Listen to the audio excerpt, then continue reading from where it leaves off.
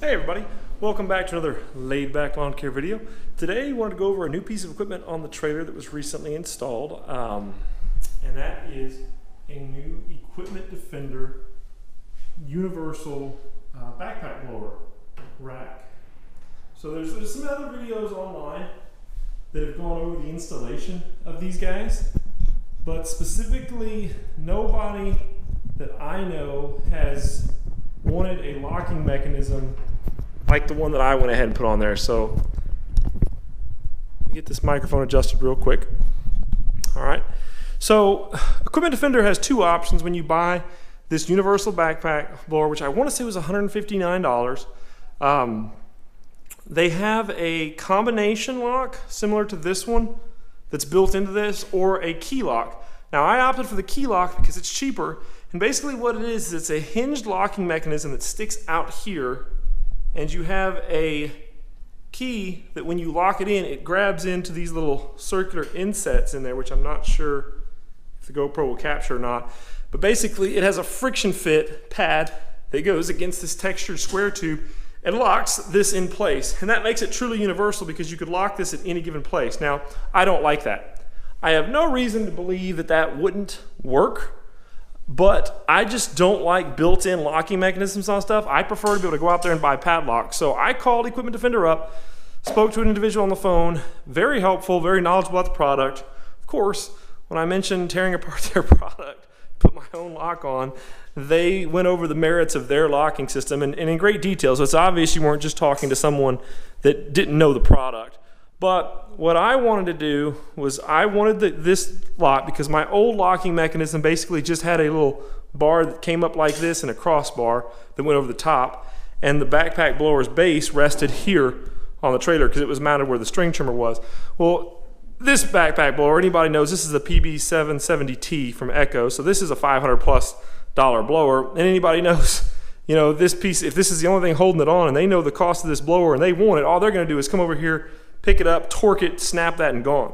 Well, with this, you have an infinite number, not infinite, but darn near infinite number of positions you can set these little locking arms. There's two set screws here, there's a set screw here, so you can adjust the width of the base here, you can adjust the angle, and as you can see, this crossbar is basically locking the blower in here across the back.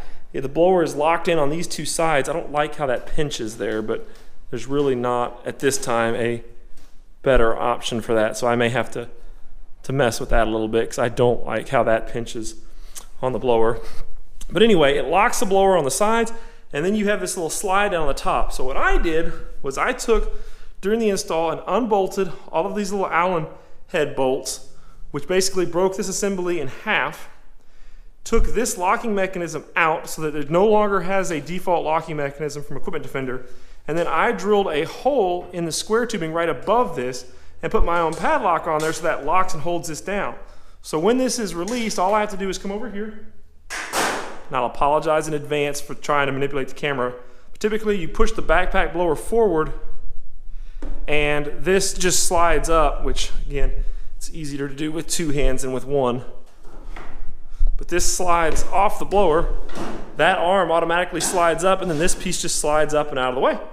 And then you can just pull the blower out. Now the nice thing about this particular rack is the way that it holds the blower in, when it's locked into place, just like so, you just lock that down.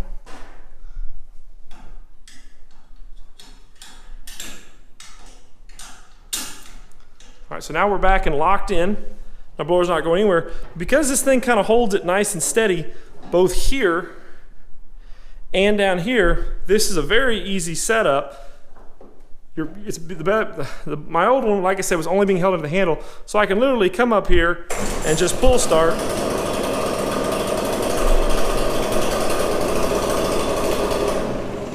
And you can basically allow the backpack blower to warm up while you're manipulating your own padlock while getting a fresh dose of cancer-causing fumes in the face.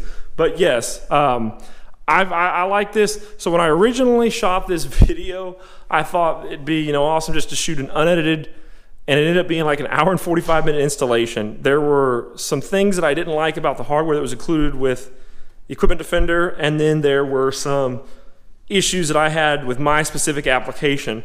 I originally mounted the hardware here, but because of the bolts that they supply back here, these U-bolts are only meant to go through angle iron. They supply a second set of bolts that's made to go through square tube, but the length on this angle iron is very precise. And unfortunately on my trailer, because of this sheet metal that they installed here, this is not sucked right up against that angle iron. So when I tried to mount it there, I couldn't with their hardware. And then of course I ran into issues below with this suspension knuckle down here, literally got in the way of where the bolts, where you mount through the floor, that knuckle was getting in the way. And so you can see here where I ended up moving it to the back, and then I ran into the same problem back here with that knuckle. So I guess I should have looked twice and then drilled once. But anyway, finally got it measured up in there. Had to manipulate the fender just a little bit, as you guys can see some scratches, stuff like that, where it ultimately ended up. But I'm gonna go ahead and put the video of me installing this Equipment Defender rack on the trailer, slightly edited, sped up so it doesn't bore you guys to death. If you guys have any questions about this Equipment Defender rack, shoot me a message in the comments section. I'll be more than happy to give it any information that I can that could help somebody on a purchase decision or an installation decision. And then of course in the background, I am gonna get around to that soon. This guy will hopefully be getting a review on very soon. That V-Ride has been awesome so far. I'm about to do the break-in oil changes on it. The Outlaw is still for sale right now, and my intention is when this thing goes off the trailer with a 54-inch deck, I'm going to swap that out for a V-Ride 2 48-inch deck. That's going to work a lot better for me in my particular yard, so stay tuned for that. If it doesn't sell, we're coming up on the 50-hour mark when it's due for its first hydraulic oil change. I've had a lot of people asking about that mower, to do a review on that mower. Please do a review on that mower. Well, I can't do a long-term review on that mower because obviously I'm only up to almost 50 hours, but I've already done the break-in oil change on the engine. When I do that break-in oil change on the hydraulics, I'll then do my best at a 50-hour in-depth review of that Outlaw for those of you who are interested in the bad boy. Any of you guys who are, bad boy fanatics, that's probably a minority out there, but you'll notice that for the 2018 season, they have removed the Bad Boy Outlaw standard from their line. They are going to be releasing a new Outlaw standard series in 2019, I believe, but they are redesigning it. I'm not sure if it's going to end up looking a lot more like the V-Ride 2, what they're going to do to it, but for those of you guys interested in these older models, or just Bad Boy in general, the quality, I will be doing an in-depth review. Spoiler alert for those of you guys who don't like long-winded videos, it's been great. It's been awesome. I've had no issues whatsoever with that mower, but as soon as I get those oil filters changed on the transaxles, I will do that in-depth review. Before then, I'm hoping to buy another floor jack, a low-profile jack, just to make it a little bit easier, because I don't want to criticize the mower if I don't have the right tools to get up underneath there, and the job would have been easier just had I had the right tools. And then, of course, I also want to upgrade this GoPro camera. Some of you guys are aware they're regulars to the Sony FX53 camera. So yeah, look for all that coming up, and let's go ahead and get to the installation of this rack. Okay, so to start with, what we've got is the everything's dry fitted right now. This is the base plate that comes with the kit, and you can see me drilling holes. This is where all the problems started. One, I'm not drilling the right size holes, but two, I'm drilling down right next to that steering knuckle that we talked about earlier. So ultimately that got moved back and was much better placement.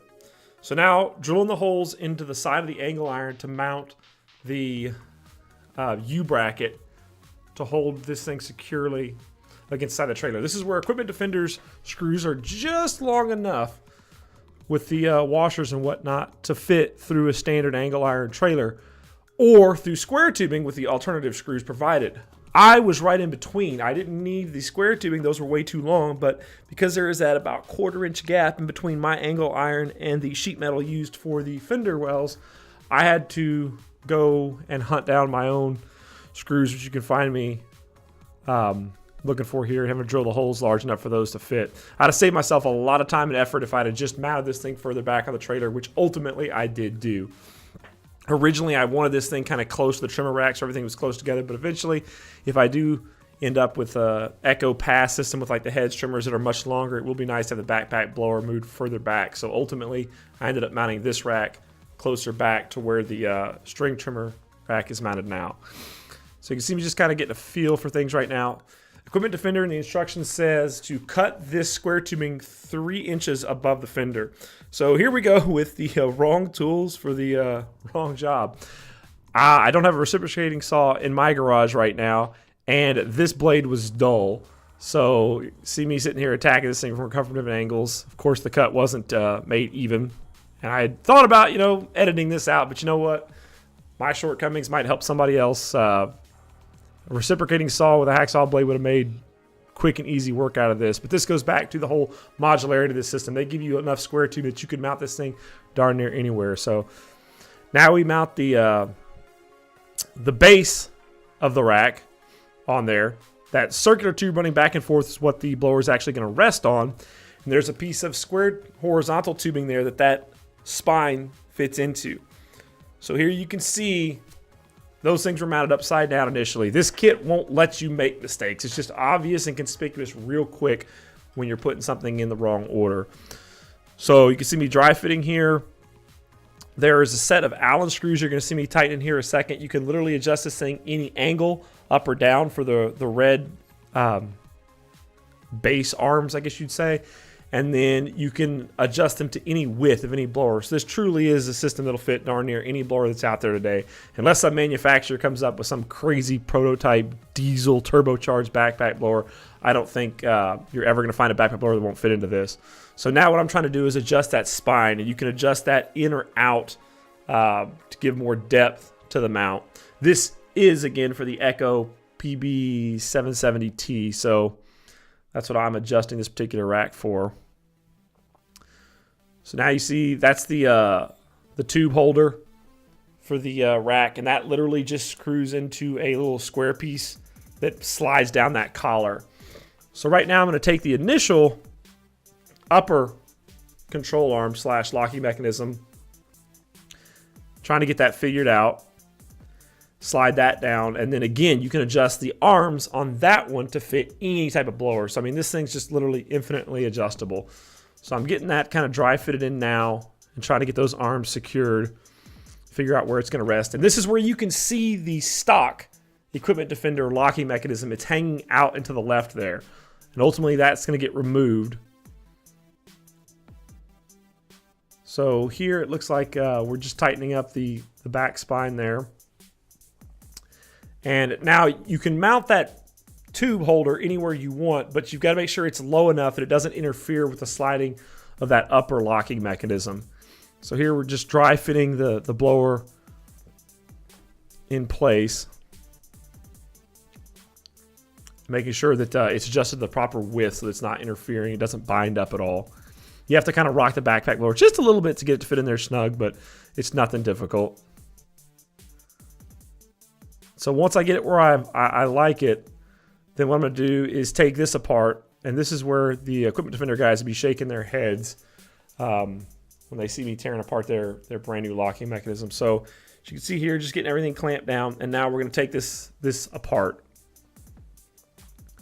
So all I did was unbolt, I think it's 8 or 10 Allen head bolts to get this entire thing to break into 2 pieces, and then you can remove the factory lock, which Equipment Defender provides either a key lock or a combination lock. I prefer to use my own locks. I use one for the string trimmer, one for the backpack blower, and one for the trailer tongue. They're all the same Brinks locks.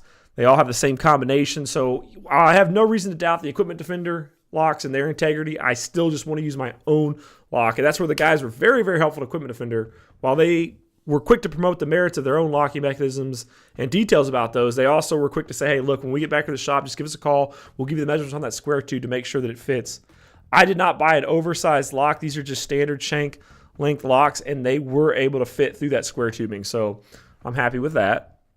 Although a longer lock would allow me to mount it backward, which would then allow me to actually be able to see the combination not backwards, because right now it has to be mounted forward, but you'd have to see it to understand what I'm talking about there. So I think we're putting it back together now, and now you can see that lock is now missing from the side of it, so it was easy to remove. So now we're going to get this thing dry fitted, secured down in place to where no one will be able to move this thing. You can see it's secured. You can't front to back move it out. You can't move it left to right. You can't move it up or down. So we're getting that. This is where I was telling you about. You got to get that tube holder adjusted downward to get it out of the way. And then the last thing that I'm going to do is drill a hole in that square tubing to mount the lock. And as you guys saw, now that padlock's in place. So I hope this video was helpful for you guys. I hope you enjoyed it. If you have any questions, just leave comments below. I'll be more than happy to answer them. Thanks for watching. You guys have a good one.